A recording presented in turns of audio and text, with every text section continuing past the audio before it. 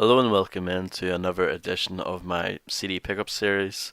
Yeah, let's just get stuck in. The first CD I'm going to show is Coolio's Gangsta's Paradise, which came out in 1995. Excuse me. It's his second album, and I definitely prefer his first album, It Takes a Thief, over this. I think that album has better production. I think it's a more varied album, and it's a bit harder than this album. This album is a bit soft for my liking. There's quite a lot of um, gentler beats on here and like quite a lot of singing on the hooks and stuff like that. You know what I mean? It's a very accessible album, which is probably one of the reasons why he blew up from this album. Of course, the song "Gangsta's Paradise" is the most famous song on here, which is such a monster hit. You might actually still hear that today. You know what I mean? Um, yeah, it was actually originally for the Dangerous Minds soundtrack, but it was such a big hit that not only did Tommy Boy put it on its next album, which would be this album, but they they actually used that as the title for the album as well. So, my favorite song on here is the song "Exercise Your Game," which features E40 and Cam. So that's a pretty dope collaboration. Pretty good album. Like I said, not amazing, but if you like It Takes a Thief, it's worth checking out. And it's a dirt cheap album. So yeah, that's Gangsta's Paradise. Came out in 1995. Next album, keeping it West Coast as always. Well, not always, but you know what I mean. A lot of the time on this channel, we've got Snoop Dogg with The Last Meal. This came out in 2000. This would be his fifth album, and it's also his last album on No Limit Records before I can't remember where he went to after that. But anyway, he started working with the Neptunes and all that. And yeah, a lot of people. I think this is a good album. It's definitely worth checking out, in my opinion. I think people sleep on Snoop, especially this album and the album that came out before, No Limit Top Dog. I think they're both pretty good albums, and yeah, I think people like write off his run on No Limit after hearing the first one. What's it called? The game is to be sold, not to be told. Which was very rushed and just wasn't. It was pretty lackluster.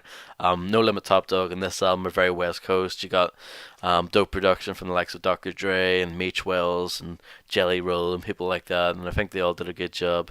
Really good job actually. The beats on here are pretty good for the most part, and yeah, Hennessy and Buddha is a great track, along with Lay Low and Bring It On. One of those anyway is pretty good. I can't remember which one exactly is the one I'm thinking of. Go Away is a dope song as well, and plenty of dope features on it as well. The guy, the rapper slash singer Cocaine, is throughout throughout this entire album, which might put you off, or might you might like that. I don't mind him. I think he's pretty good. Known for his affiliation with like Above the Law and Ruthless Records back in the 90s. So yeah, just a little thing to show. This is the European version. We just get a back cover of like bricks, but the American version actually has a picture of Snoop on the back chilling out in a car. I just thought I would show that. But yeah, that's The Last Meal. It came out in 2000. Pretty good album. Again, that's a really cheap one that you can get online.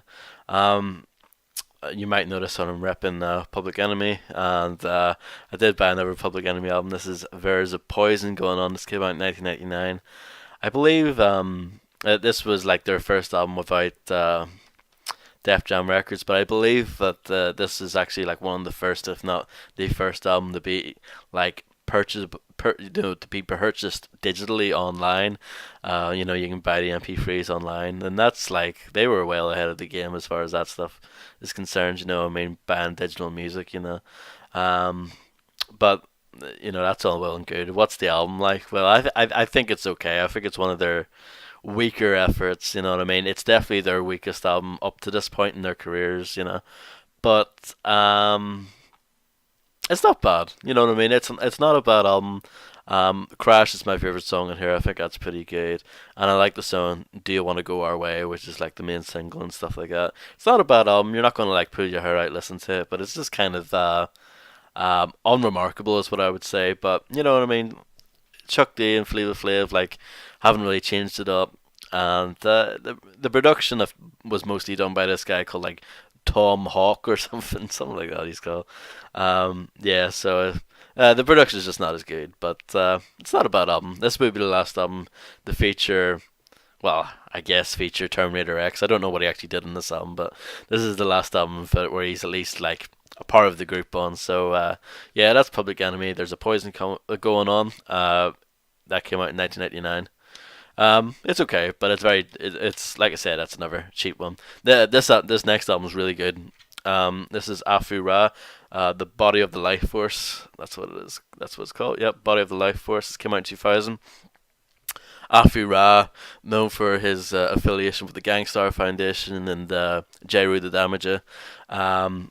Really, really good album. I actually heard this by accident like years ago on Spotify, because there's a song on here called Mortal Kombat, and I was bored on Spotify and I typed in Mortal Kombat, and this album came up, and I listened to a fair amount of it, and I thought it was really good, but didn't get around to getting it until now. I've had it on my wish list for quite a long time, but I got it because it was like abnormally cheap. Usually it's not like a crazy hard album to get, but I saw it for like dirt cheap, but I had to get it. So yeah, really good album. Features production from the likes of DJ Premier, and there's actually a DJ Muggs beat on here. Not the best DJ Muggs beat in the world, but that's alright. But yeah, the Primo beats are amazing. My favorite song is Mike Stance. It's an awesome song. I like the Mortal Kombat song. It's a really dope song. It features Master Killer. And when I first heard that song, I thought Afu-Ra was a Wu-Tang affiliate, you know what I mean? Because it has this album at times has that kind of Wu-Tang feel, and between like the cover art and like Afu-Ra's like style and the mic, he sounds like a Wu-Tang affiliate, but he's not. But yeah, this is like before when I first heard this album. This was like before I got into Gangstar and all that. Yeah, Whirlwind Free Cities, dope track, and yeah, it's a really good album. Defeat as well, which I believe was the single, and yeah, it's a really good album. I highly recommend it if you haven't already checked it out. Afu-Ra with Body of the Life Force came out in 2000. Very, very good. Here's an artist that I've been meaning to get forever and ever and ever, and I finally did it. I got Too Short's Born the Mac. This originally came out in 1987. The CD came out in 1989. Yeah, my first Too Short album actually buying. Yeah, like I said, I've been meaning to get Too Short albums for a long time, but I just never got around to it. And I finally pulled the trigger and got this. This is like his first like major label album, but he did like underground albums before that were only on tape, but there was a compilation that came out later on that compiled like all those underground songs together and stuff like that. Good album. I enjoyed it. I have a feeling that I'm going to enjoy his later work more because of the production and stuff like that. I like the production on here. It's of its time, but at the same time, it's quite innovative. If you know what I mean, it definitely has that like classic Bay Area sound that would, of course, be like imitated for years to come. And yeah, Freaky Tales, which is like nearly 10 minutes long, is probably my favorite song. It's probably the most well-known song on the album as well. And yeah, I enjoyed it. It's only got 8 tracks, but they're all pretty long for the most part, which is kind of like his thing. I've noticed, you know what I mean.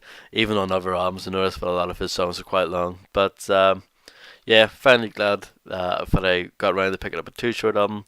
That's Born the Mark. Good album, definitely worth checking out. But like I said, I have a feeling that I'm gonna like his later albums a bit more when I get to them. When he started working with like Banks and stuff like that. So yeah, Born the Mac came out in 1987. And the next album I'm going to show was a part of a botched Discogs order. Yeah, basically what happened, I was trying to get a bargain on a CD, but it wasn't like a big deal, but it wasn't anything too special. But I tried to get a CD, and it ended up that the seller didn't have it anymore, and it was a mistake. So I just picked out something else of a similar value on his page on his profile, and yeah, I picked this out. It was kind of like the best, one of the better things that he had. Mac Mall's third album, Illegal Business 2000. Actually came out in 1999. Not that good, to be honest. I didn't really like it at all. um, because it's not terrible, but I really didn't like it that much. I like Mac Mall, but the beats on here are pretty. I don't know, pretty boring. I didn't really like it that much. The entire album's still produced by Kyrie. I believe that's how you pronounce it. Kyrie, is that right? So correct me if I'm wrong, but yeah, he did all the beats again, and he did like all the beats for like Illegal Business, the original one, and he did beats for like Mac Dre and Ray Love and Young Lane and like all that stuff is great. Like I love his style, like his classic stuff, but he was like trying to change up his style on here, and it just didn't work. And it's a really long album too, and it just it wasn't that good. But I do want to listen to it again to make sure that I'm not messing up. I definitely want to listen to it more. But first listen, I didn't like it that much. So yeah. Oh well. Mac Mall, Legal Business 2000.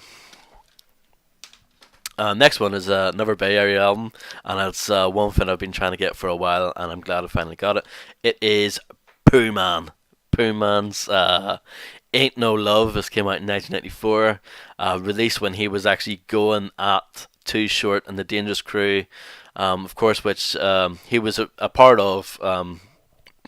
But yeah, he got kicked out, or he left, or I don't actually know how it came about. But like basically, he's going out Too Short in this album, and dissing on Banks and stuff like that as well. And but they got him bad on the Dangerous Crew, whether it was the Spice One song, "You Done Fucked Up," or Anne Banks's. What's that song called? Fucking with Banks, which flipped the Pooh-Man song, Fucking with Dank, you know what I mean? He flipped it so it was Fucking with Banks, it was dope. Yeah, those diss tracks, and he got dissed on the Too Short album, Get In Where You Fit In as well, and yeah, he did look very weak, definitely. But it's not a bad album, it's not a bad album at all. I've actually quite enjoyed it. It's too long, it's like 70 minutes long, but and I get bored of it towards the end, but it's a pretty good album. I like Pooh-Man, I like his voice, and yeah, and I like the production on here too. It's pretty good. My favorite song on here, without a shadow of a doubt, is the song "If It's Going Down." If you never heard that song, check it out. I absolutely love that song. It was the main reason why I wanted to get this album. Um, but I like the song "Gangsta." I like "Just Another Drive By." Yeah, good album. I enjoyed it. There's just something weird. I want to show you guys this before I go. This is the last CD, by the way. So I'll show this before I go. When I opened up the booklet, this here popped out. Whoops. Please be advised that the CD you have purchased has a misprint. The bonus track "Why I Gotta Be a Bitch" is not on the CD. Thank you. Which I don't understand this, because it is. It it is on there. So I don't know why this came with it. I don't understand. I don't get it. Maybe some versions of the CD don't have that song, but mine does. I listen to it. It's like a 6 minute song and stuff. It's on there. So I don't know. That confused me quite a bit. I've seen misprints before, like the first version of Doggy Style, which has a track on it called "The Next Episode" at the end. But of course, it's not. It's not actually on there. That's a misprint. But I don't know. I don't know the story behind this one. If anyone knows the story behind that, please help. That would be fantastic. But yeah, that is Pooh-Man. Ain't No Love came out in 1994. That's it. I'll probably have some more in the future, and I hope you guys enjoyed the video. I'm sorry it wasn't like amazing stuff there, but hopefully you guys saw something that you were interested in anyway, and I'll check in with you guys at some point in the near future. Thank you. Thank you guys for watching, as always, as well. I really appreciate it. Yeah, bye-bye.